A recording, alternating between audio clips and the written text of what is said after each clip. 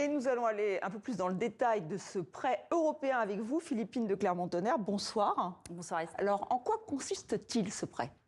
Eh bien Estelle, il s'agit, comme on vient de le dire, d'un prêt de 90 milliards d'euros, à des conditions très avantageuses pour l'Ukraine. D'une part, les Ukrainiens n'auront pas à payer d'intérêts.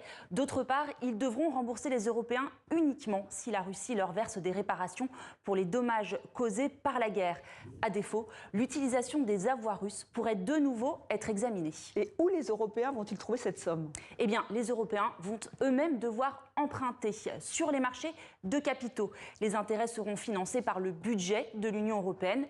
Le prêt à l'Ukraine sera débloqué progressivement. Selon le chancelier allemand, Kiev pourrait commencer à recevoir l'argent début janvier. Cette somme est-elle suffisante et à quoi va-t-elle servir ?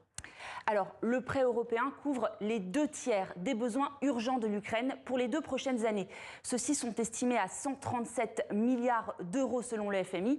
Le reste sera assuré par les autres alliés de Kiev, comme la Norvège ou le Canada. À quoi va servir cet argent ? Évidemment, en priorité à financer l'approvisionnement en armes à l'Ukraine.